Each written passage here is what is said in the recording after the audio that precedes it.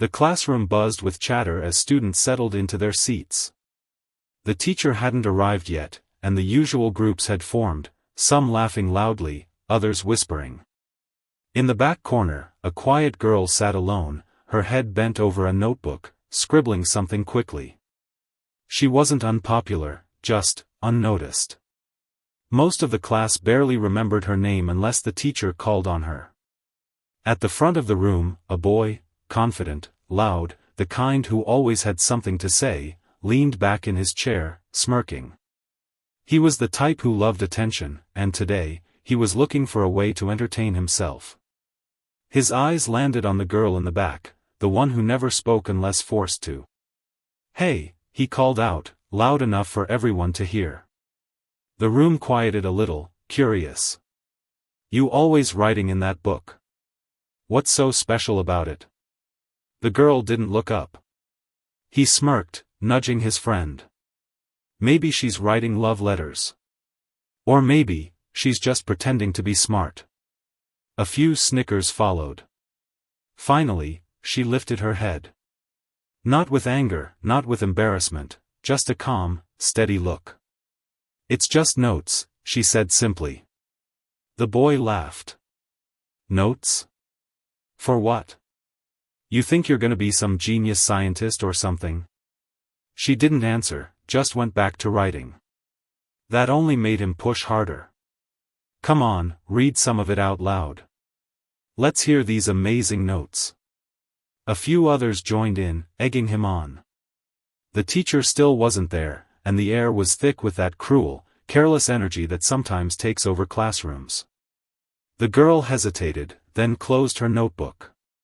"It's not for class," she said quietly. The boy rolled his eyes. "Of course it's not. Because you wouldn't understand any of this stuff anyway, right?" She didn't react, but something in her expression shifted, just for a second. Like she knew something he didn't. The teacher walked in then, and the moment passed. The boy turned away, satisfied with his little show. The girl reopened her notebook, her pen moving smoothly across the page again. No one in that room had any idea what was really in those notes. And none of them, especially not the boy who mocked her, could have guessed what was coming. The bell rang, signaling the end of class. Students rushed out, eager for lunch or their next period. The girl stayed behind, carefully tucking her notebook into her bag. The boy who had mocked her earlier lingered near the door, watching her with a smirk. "Still hiding your secret genius notes," he teased, leaning against the doorframe. She didn't answer, just slung her bag over her shoulder and walked past him. His friend nudged him. "Why do you even bother? She never talks." The boy shrugged. "Just funny how she acts like she's too good to respond." But the truth was, she wasn't ignoring him out of arrogance. She had learned a long time ago that reacting only made things worse. And besides, she had more important things to focus on. Later that day, in the school library, the girl sat at a corner table, her notebook open again. This time, it wasn't just notes, it was filled with complex equations, sketches of mechanical designs, and scribbled ideas that looked far beyond high school level.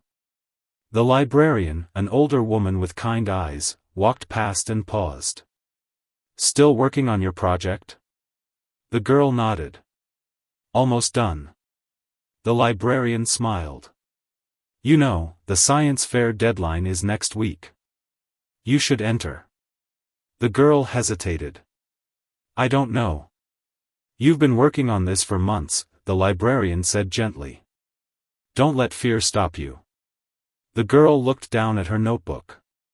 It was something special. But putting it out there meant attention, the kind she had spent years avoiding. The next day, the teacher announced the upcoming science fair in class. "All projects must be original work," she said. "Winners get a scholarship opportunity and a chance to present at the regional competition." A murmur of interest spread through the room. The boy from before raised his hand. "What kind of projects usually win?" "Something innovative," the teacher said. Last year, a student built a small solar-powered device. The year before, someone coded a new app. The boy grinned. Sounds easy. The teacher gave him a look. It's not about making it sound easy. It's about putting in real effort. The girl in the back kept her eyes on her desk, but her mind was racing. She had put in the effort. Months of it. But was she ready for everyone to see it? After school, she headed to the small workshop in her garage, a space she had slowly turned into a lab. Tools, wires, and half-built prototypes covered the table. In the center was her latest project, a compact device that could purify water using minimal energy. She had designed it after reading about villages that struggled with clean water access. It wasn't just a school project, it was something that could actually help people. Her phone buzzed. A message from the librarian: registered you for the fair. No backing out now. She stared at the message, heart pounding. There was no turning back. The next morning, whispers spread through the school. The science fair list had been posted, and her name was on it. The boy from class saw it and laughed. She's entering? What's she gonna do, read her notebook to the judges? His friends chuckled, but a few others looked curious. One girl, who had never spoken to her before, approached her at lunch. Hey, what's your project about? For the first time, the girl hesitated, not out of fear, but because she wasn't used to people caring. It's a water purifier, she said quietly. The other girl's eyes widened.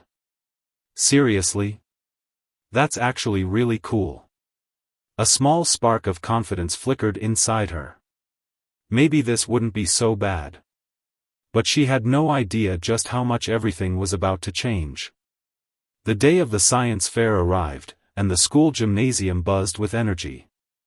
Tables lined the walls, each displaying student projects, robots, chemistry experiments, even a mini wind turbine.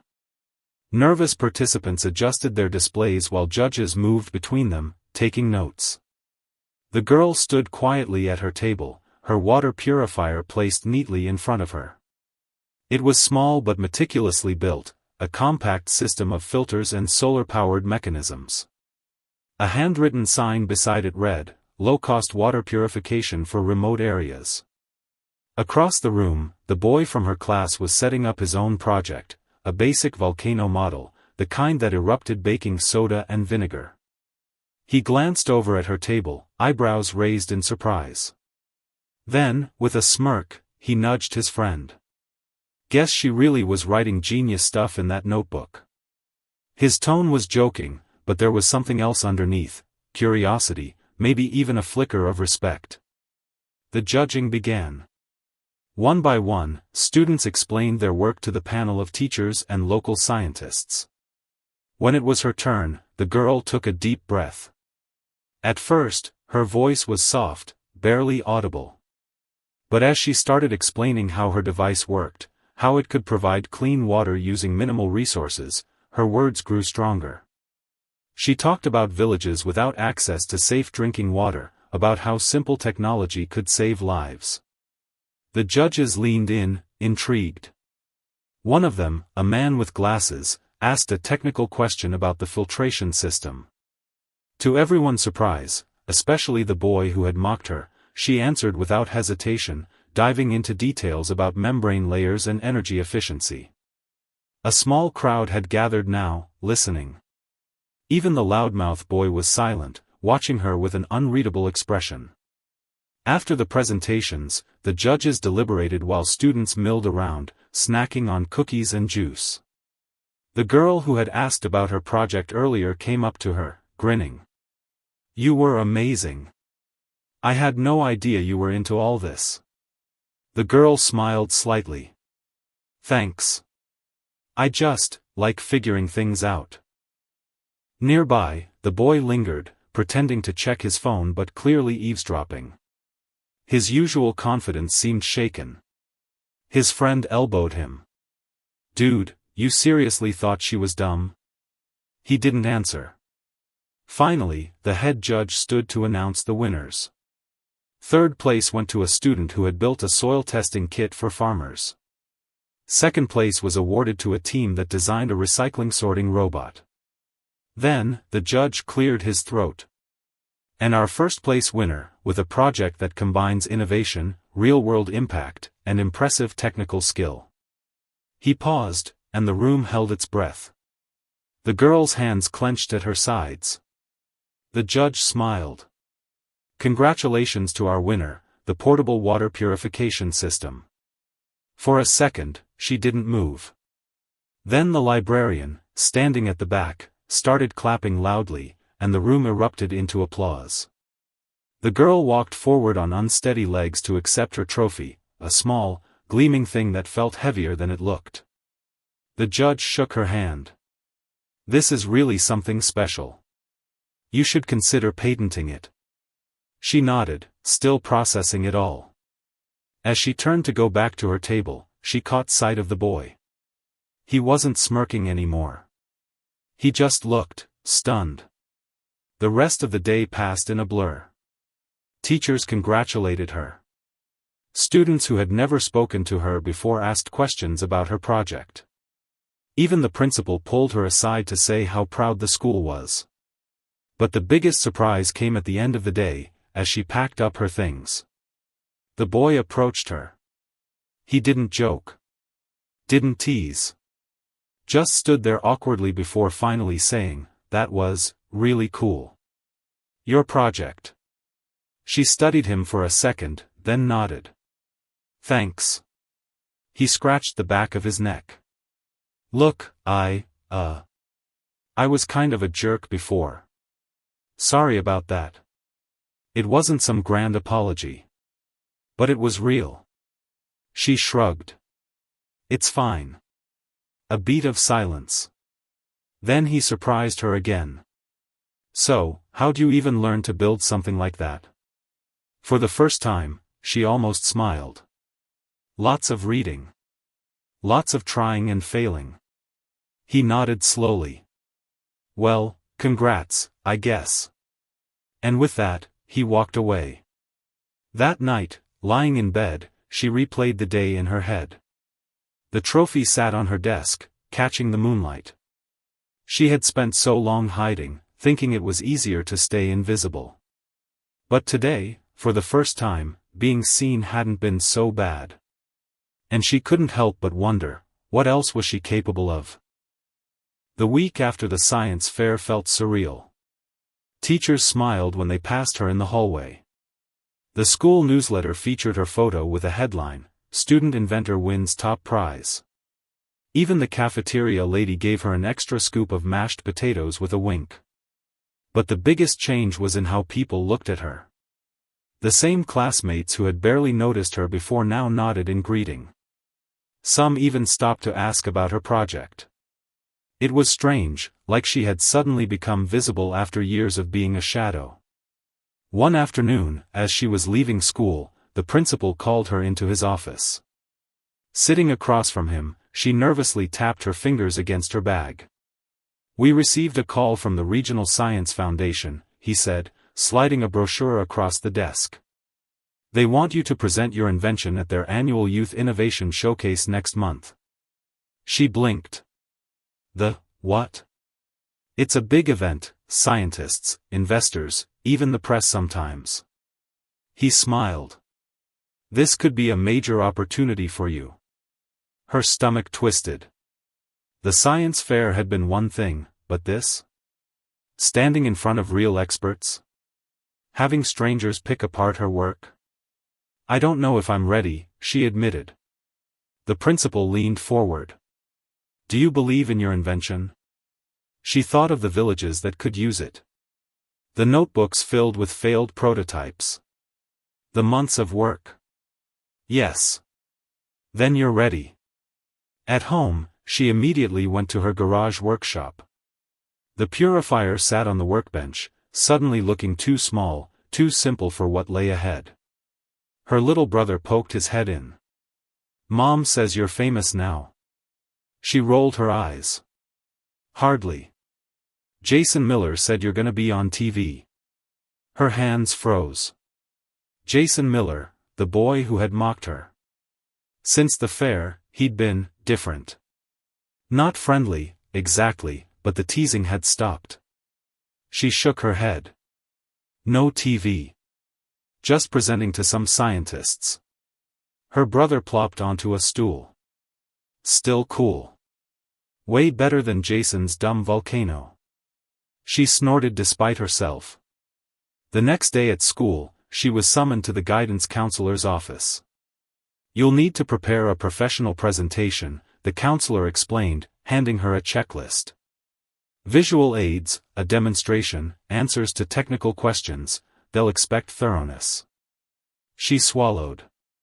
What if I mess up? The counselor smiled gently. Then you'll be like every other scientist who ever presented an idea. The important part is that you try. Walking back to class, her mind raced. She needed to improve the purifier's design, create slides, practice speaking clearly. A voice interrupted her thoughts. Hey! Jason stood by the lockers, backpack slung over one shoulder. No smirk this time. Just an odd, hesitant expression. You really going to that big science thing? He asked. She nodded. He shifted his weight. Look, I know about presentations. My dad makes me do them for his business stuff all the time. If you, I dunno, need help or whatever. She studied him, the way he wouldn't quite meet her eyes, the uncharacteristic awkwardness. This was his version of an olive branch. Thanks, she said. I might take you up on that. The bell rang, saving them from further awkwardness. As they headed to class, she realized something surprising, she actually meant it. After school, she found herself knocking on the door of the computer lab where Jason was playing games with his friends. He looked up, surprised. About that help? She said. 5 minutes later, they were alone in the lab, her notebook open between them. Jason examined her rough presentation slides with a critical eye. Okay, first problem, no one wants to read a wall of text. He grabbed the mouse. Let's make this actually look professional. To her surprise, Jason knew his way around presentation software. He showed her how to simplify text, highlight key points, even embed a video of her purifier in action. People remember stories, not facts, he said as they worked. Start with why you built this, the villages without clean water. That'll hook them. She watched him, seeing a side of him she never had before. The class clown actually had skills when he chose to use them. When they finished 2 hours later, she had a sleek, professional presentation. Thanks, she said sincerely. Jason shrugged, but looked pleased. Just don't embarrass our school, okay? There it was, his usual teasing, but now it felt different. Like an inside joke rather than a jab. That night, as she practiced her presentation in front of the bathroom mirror, her phone buzzed. A message from an unknown number. Don't forget to pause after key points. Makes you look confident. Jay. She stared at it, then smiled. Maybe people were full of surprises. Both others, and herself. Because for the first time, she wasn't dreading the spotlight. She was ready for it. The morning of the regional showcase arrived with a pounding heart and trembling hands. She stood in front of her bedroom mirror, adjusting the collar of her new blazer, a thrift store find her mom had helped tailor to fit perfectly. You look like a young scientist, her little brother announced from the doorway, crunching loudly on cereal. She smoothed invisible wrinkles from her sleeves. Feel like I'm going to throw up. Her mom appeared, holding a travel mug of tea. Nerves just mean you care. Now drink this, eat something, and remember, you belong there just as much as anyone. The words echoed in her mind during the entire car ride to the convention center. The venue was nothing like she'd imagined. Glass walls stretched high overhead, banners hung with words like innovation and future technologies. Adults in professional attire carried tablets and coffee cups, chatting in clusters. A woman with a clipboard spotted her, nervous, hovering. "You must be our young inventor. Right this way." As she was led through the bustling corridors, her stomach twisted tighter. What was she doing here? These were real scientists, engineers. Her thoughts scattered when they entered the presentation hall. Rows of chairs faced a stage with a massive screen. A table at the front held her water purifier, set up exactly as she'd requested. The clipboard woman smiled. "You're third in the lineup. Just relax until your turn." Relax. Right.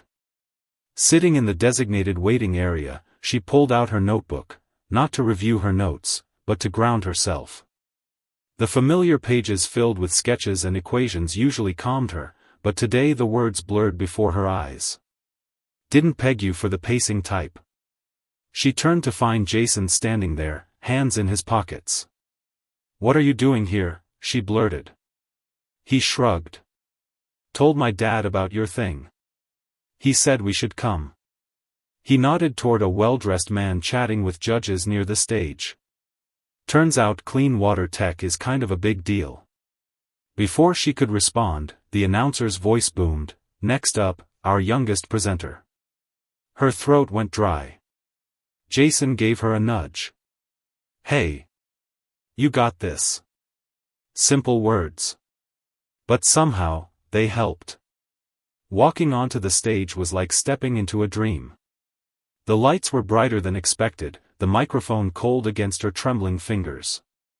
For one terrifying second, her mind went blank.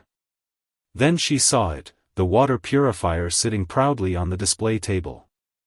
Her invention. Months of work, failures, breakthroughs. She took a deep breath and began. "My project started with a question: how can we bring clean water to places where electricity is scarce and resources are limited?" Her voice didn't shake. As she spoke, demonstrating the purifier's simple operation, pointing to the streamlined design on the screen, something remarkable happened. The room leaned in. Literally. Professionals set down their coffees. A man in the front row stopped typing on his laptop. When she reached her conclusion, this prototype costs under $50 to make, but could provide safe drinking water for entire families, she heard murmurs of approval.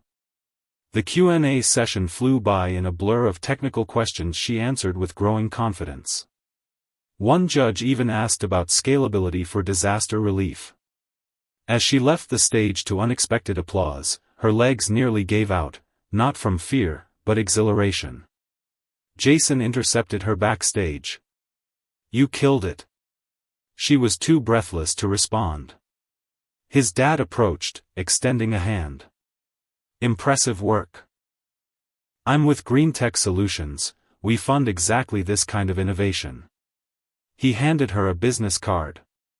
"We should talk." She stared at the embossed lettering.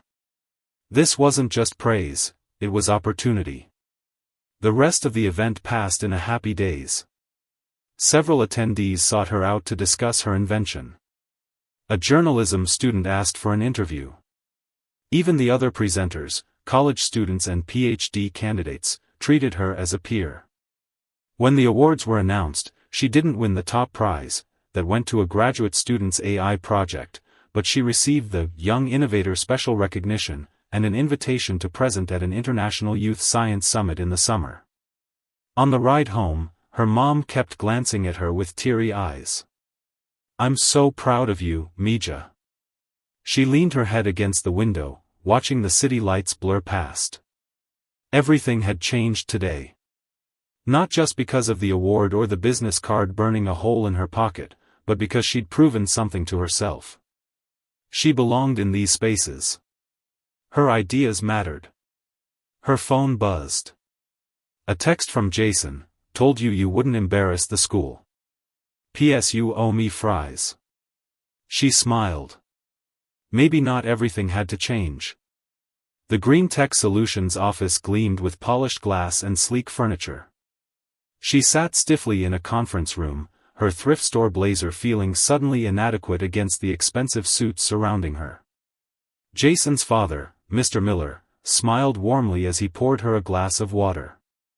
"We tested your prototype," he began, sliding a report across the table. "Your filtration method is remarkably efficient for its size."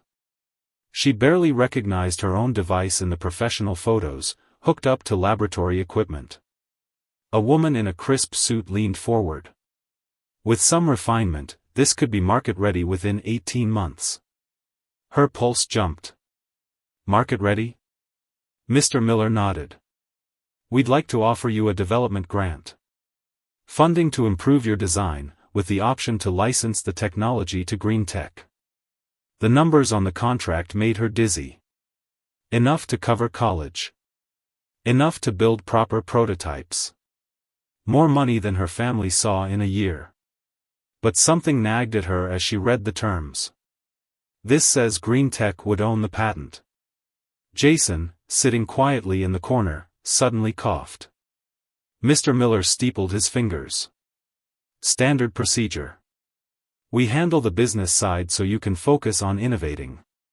She hesitated, thinking of villages that couldn't afford expensive technology. What would the final product cost? The executives exchanged glances. "That depends on production models," the woman said smoothly. "But quality innovation commands fair pricing." The meeting ended with handshakes and a folder of documents to review. In the elevator, Jason finally spoke. "You looked like you were gonna pass out in there." She gripped the folder tighter. "They want to take over everything." "That's how it works," Jason said, but he wouldn't meet her eyes. That night, she spread the contracts across her bedroom floor while her little brother pretended not to eavesdrop from the hallway. The more she researched, the more uneasy she became. A knock came at her door, her mother, holding 2 mugs of hot chocolate. "You've been up here for hours." She showed her mother the clauses about intellectual property. "If I sign this, companies could charge whatever they want for something meant to help poor communities." Her mother sat beside her. "And if you don't?" "I lose the funding. The support." She swallowed. "Maybe my only chance." Her mother studied her face. "What does your gut say?" She thought of her notebooks filled with ideas, of the science fair judge saying you should patent this. Of the proud moment when her invention actually worked. "It says this isn't the way." Her mother squeezed her hand. "Then you'll find another." The next morning, she arrived early to the school computer lab, researching open-source patents and non-profit incubators. Halfway through an article about humanitarian tech licensing, a shadow fell across her screen. Jason dropped into the chair beside her. "You're not signing, are you?"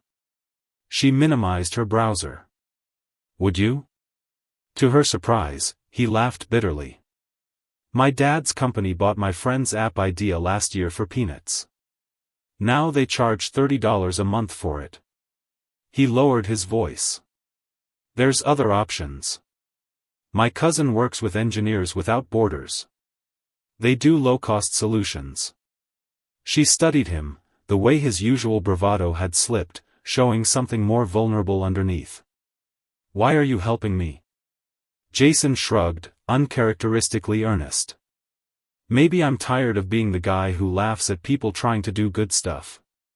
2 days later, she stood in Mr. Miller's office again, this time with a counterproposal typed on school library paper. "I'll accept the development grant," she said, her voice steadier than she felt. "But I keep the patent, with licensing rights to NGOs at production cost." The room went very still.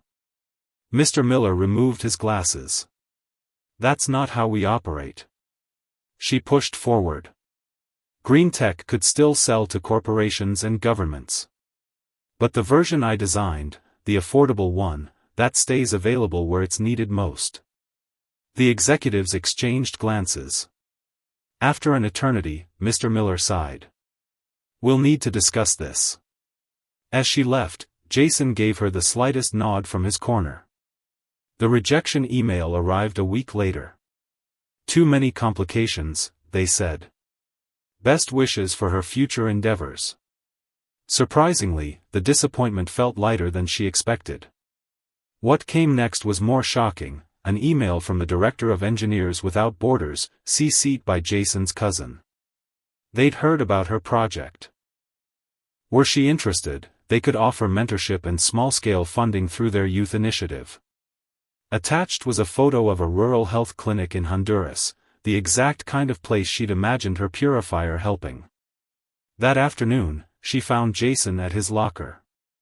Before she could speak, he grinned. "Don't thank me. Just promise to mention me in your Nobel Prize speech."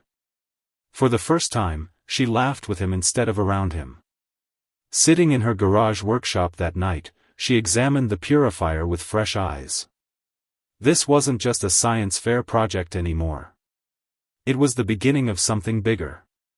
Her phone buzzed, a message from the librarian, saw the news about green tech. "For what it's worth, I think you made the right choice. P.S. The local paper wants to interview you." She smiled, picking up her tools. The road ahead would be harder now, without corporate backing. But it would be hers. And that made all the difference. The local newspaper article hit stands on a Tuesday morning. By lunchtime, her phone wouldn't stop buzzing. Teen inventor turns down big money to keep tech affordable. The headline screamed from every social media feed. The school hallway parted for her like she was some kind of celebrity, whispers trailing in her wake. "Did you really say no to $1 million? A wide-eyed freshman asked as she stuffed her locker. She shook her head. It wasn't that simple. "Dude, she's basically a superhero," someone else cut in. Jason appeared at her elbow, steering her away from the growing crowd. "Told you this would happen." She groaned. The article made it sound way more dramatic than it was. "Yeah, well, enjoy your new life as the patron saint of nerds." He tossed her a chocolate milk from his lunch bag. "Seriously though, check your email. Shit's getting wild." The inbox confirmed it. Messages from a university engineering department offering lab access. A crowdfunding platform wanting to feature her project. 3 different podcast invitations. And at the very bottom, an email that made her spit out her chocolate milk. Subject, TDX Youth Invitation. Jason peered over her shoulder. "No. Freaking way." Her hands trembled as she clicked open the details. They wanted her to speak at their annual conference. About ethical innovation. In front of thousands. The attached rider included something called a dressing room requirement. "I need to sit down," she said weakly. Jason grabbed her shoulders. "No time for sitting. You've got a TED Talk to prep, genius." That afternoon, the principal called an emergency meeting with her and the school's PR coordinator. "This is unprecedented exposure for our STEM program," the principal said, practically vibrating with excitement. "We'll need media training, proper branding." She shifted uncomfortably. "I just want to make the purifier better." The PR coordinator slid a glossy brochure across the table. "With this visibility, you could secure proper funding without sacrificing your principles." The brochure showed smiling students in a state-of-the-art engineering lab. The caption read, "Innovation for Social Good Initiative, Fully Funded Youth Fellowships." Her mother's words echoed in her mind, "You'll find another way." Maybe this was it. The following week blurred into a whirlwind. Monday, a video call with Engineers Without Borders, reviewing modifications for field testing in Guatemala. Tuesday, her first media training session, learning how to not say, every 3 seconds on camera. Wednesday, the school board voted to give her special access to the advanced robotics lab after hours. Through it all, Jason became an unlikely assistant, coaching her through practice runs of her TED Talk, fielding interview requests, even helping build a makeshift clean room in her garage when the purifier prototype started getting more complex. One evening, as they struggled with a stubborn pressure valve, he suddenly laughed. "What?" she asked, grease smeared across her cheek. He shook his head. "If someone told me last semester I'd be spending Friday nights elbow-deep in humanitarian tech with the quiet girl from physics class." She threw a washer at him. "The quiet girl has a name, you know." "Yeah, but genius inventor sounds cooler." The morning of the TDX youth event dawned with pouring rain. Backstage, she paced in the outfit her mom had helped pick out, professional but still her, complete with chunky sneakers because, if I'm going to faint on stage, I want comfortable shoes. A coordinator clipped on her microphone. 5 minutes. Her stomach performed Olympic-level gymnastics. Then her phone buzzed. A text from Jason: "Remember, these people paid to hear you talk. That's how smart you are." Simple. True. The host's voice boomed, "Please welcome our next speaker." Taking the stage, the spotlight blinded her for one terrifying second. Then she saw them, in the front row, her mom dabbing her eyes, her little brother grinning, Jason giving her the most obvious thumbs up in human history. She took a deep breath, and began. "My journey started with a notebook no one was supposed to see." The words flowed easier than she'd dreamed. When she demonstrated the purifier's simple mechanism, the same one that had started in her garage, the audience erupted in applause that nearly knocked her over. During the Q&A, a woman stood with tears in her eyes. "My organization works in drought regions. How soon could we implement this?" The reality of it all hit her like a tidal wave. This wasn't theoretical anymore. Her invention was about to change real lives. After the talk, as she signed autographs, actual autographs, a man in an impeccably tailored suit waited patiently at the edge of the crowd. When they finally made eye contact, he handed her a simple white card. No company logo. Just a name and number. "I lead the Gates Foundation's water initiatives," he said quietly. "We'd love to discuss scaling your project. On your terms." Jason, hovering nearby, mouthed "Holy shit." She looked down at the card, then at the line of people still waiting to speak with her, students, teachers, activists. This morning she'd been a high school junior. Now she was something else entirely. The Gates Foundation meeting led to more meetings, with engineers, policy experts, and even a team from the United Nations Development Program. Each discussion added layers of complexity she'd never considered: manufacturing logistics, distribution networks, local maintenance training. Her garage workshop now overflowed with professional-grade equipment courtesy of the university partnership. One evening, as she calibrated a new set of sensors, her little brother wandered in holding a battered world map. "Where's it going first?" he asked, spreading the map across her workbench. She pointed to a circled region in East Africa. "Pilot program here, then hopefully." Her finger trailed across continents. He nodded solemnly.